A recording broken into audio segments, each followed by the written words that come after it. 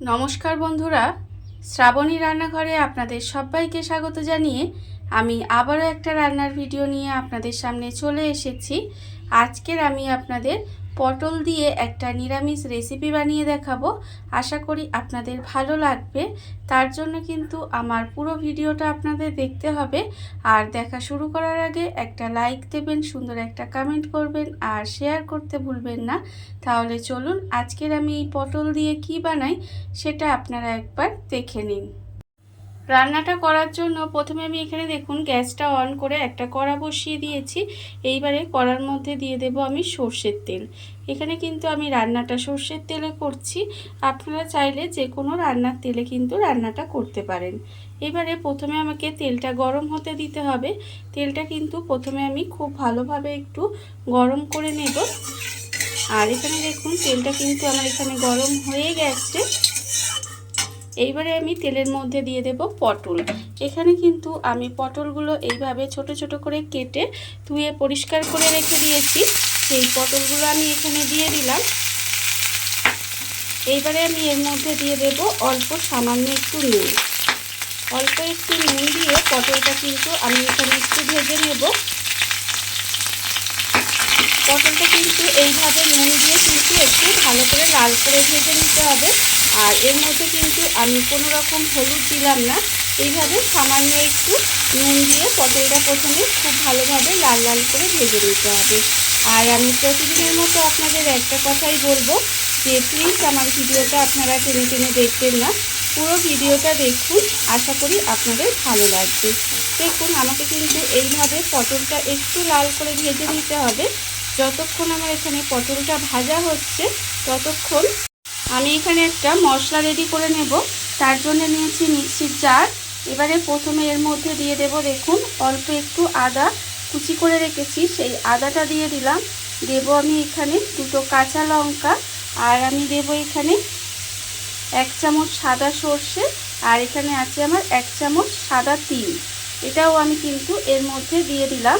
দিয়ে প্রথমে শুকনো এটাকে গুঁড়ো করে নেব, তারপরে কিন্তু এটা অল্প জল দিয়ে পেস্ট করে নিতে হবে। মশলাটা আমার এখানে রেডি হয়ে গেছে। মশলাটা কিন্তু আমি এখানে রেডি করে নিয়েছি। আর অন্যদিকে দেখুন যে পটলটা আমি এখানে ভাজতে দিয়েছিলাম সেই পটলটাও কিন্তু এখানে সুন্দর করে ভাজা হয়ে গেছে। এবারে পটলটা আমি এইভাবে আলাদা করে তুলে রেখে দেব। রান্নাটা কিন্তু ভীষণই সহজ আর খুব তাড়াতাড়ি রান্নাটা হয়ে যায়, আর খেতেও কিন্তু অসম্ভব সুন্দর লাগে। দেখুন পটলগুলো কিন্তু এইভাবে আমাকে একটু আলাদা করে তুলে রেখে দিতে হবে। আর যেহেতু এটা শ্রাবণ মাস যাচ্ছে, অনেকেই কিন্তু নিরামিষ খাবার খাচ্ছেন, তারা কিন্তু এইভাবে এই নিরামিষ পটলের রান্নাটা কিন্তু করে দেখতেই পারেন। আশা করি এটা দিয়েই আপনারা সম্পূর্ণ ভাতটা খেয়ে নিতে পারবেন। দেখুন পটল কিন্তু আমার এখানে ভেজে তুলে রাখা হয়ে গেছে। এইবারে আমি কড়াই আবারও দিয়ে দেব একটু তেল। আবারও কিন্তু এখানে সর্ষের তেল দিয়ে দিলাম। তেলটা এবার একটু গরম হতে দেব। দেখুন তেল কিন্তু আমার এখানে গরম হয়ে গেছে।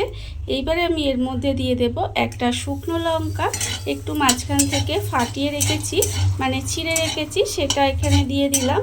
শুকনো লঙ্কাটা একটু তেলের মধ্যে ভাজা ভাজা করে নেব। এইবারে আমি এর মধ্যে দিয়ে দেব কালো জিরে। কালো জিরে কিন্তু খুব অল্প সামান্য একটু কালো জিরে দেব। খুব বেশি কালো জিরে দেওয়ার দরকার নেই, একদম অল্প সামান্য একটু কালো জিরের ফোড়ন দিলাম।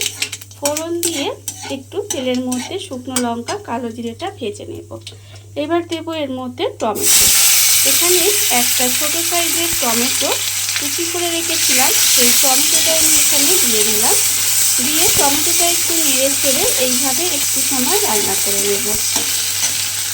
টমেটোটা দিয়ে আমি একটু সময় কিন্তু নাড়াচাড়া করে একটু রান্না করে নিয়েছি।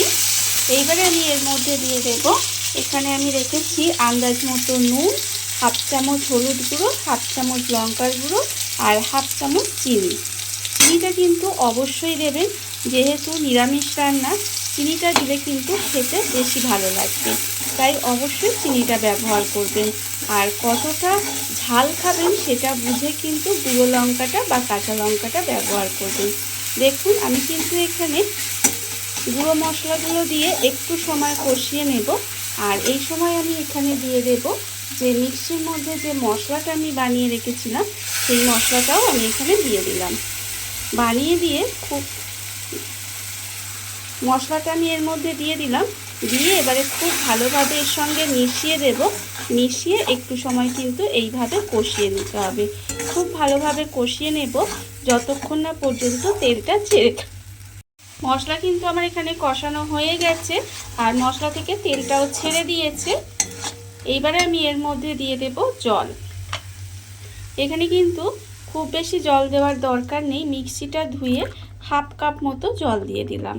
দিয়ে এবারে খুব ভালোভাবে মিশিয়ে দেব। মিশিয়ে গ্রেভিটাকে একটু ফুটতে দিতে হবে।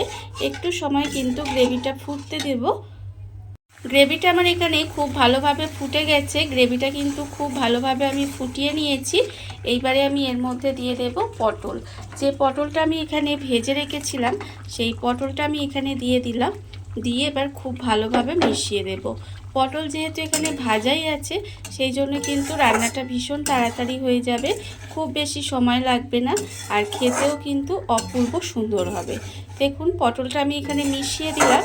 মিশিয়ে দিয়ে এইভাবে কিন্তু আবারও কিছুক্ষণ রান্না হতে দেব। আর এই সময় কিন্তু অবশ্যই গ্যাসটা লোতে দিয়ে দেবেন। দিয়ে এইভাবে একটু ঢাকা দিয়ে রান্না হতে দেবেন যাতে পটলের মধ্যে সমস্ত মশলা ঢুকে যায় আর পটলটাও যেটুকু সেদ্ধ হয়ে রান্না হতে বাকি আছে সেটুকু রান্না হয়ে যায়। সেই জন্য আমি এইভাবে একটু গ্যাসটাকে লোতে দিয়ে ঢাকা দিয়ে রান্না হতে দেব। গ্যাসটা লোতে দিয়ে ঢাকা দিয়ে আমি একটু সময় রান্না হতে দিয়েছিলাম। দেখুন রান্না কিন্তু আমার এখানে একেবারে রেডি হয়ে গেছে। পটলও কিন্তু খুব ভালোভাবে সেদ্ধ হয়ে গেছে আর এটা কিন্তু এইরকমই খেতে ভীষণ ভালো লাগে। বিশেষ করে আপনারা যদি গরম ভাত দিয়ে খান তাহলে কিন্তু ভীষণ ভালো লাগে খেতে। রুটি দিয়েও খুব ভালো লাগে, রুটি দিয়েও আপনারা খেতে পারেন। দেখুন রান্না আমার রেডি হয়ে গেছে।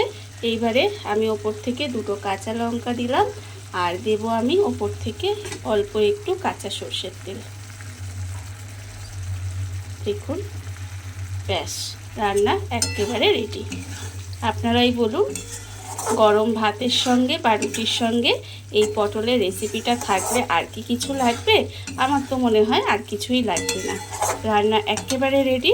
গ্যাসটাকে অফ করে দেব আর কিছুক্ষণ ঢাকা দিয়ে এইভাবে রেখে দেব। তারপরে আপনাদের পরিবেশন করে দেখাবো রান্নাটা ঠিক কেমন হলো। দেখুন বন্ধুরা বাড়িতে থাকা কত অল্প উপকরণে কত অল্প সময় কত সুন্দর একটা পটলের রেসিপি তৈরি হয়ে গেছে আপনারা দেখতেই পেলেন। আর এটা কিন্তু খেতে অসম্ভব সুন্দর হয়। এইভাবে আপনারাও কিন্তু একদিন হলেও বাড়িতে বানিয়ে দেখতে পারেন। আর এই ভিডিওটা যদি আপনাদের ভালো লেগে থাকে আপনারা যদি ফেসবুক থেকে দেখে থাকেন পেজটি ফলো করে দেওয়ার অনুরোধ রইল। আর যদি ইউটিউব থেকে দেখে থাকেন চ্যানেলটি সাবস্ক্রাইব করে নেওয়ার অনুরোধ রইল। তাহলে চলুন ভিডিওটা আমি এখানেই শেষ করছি।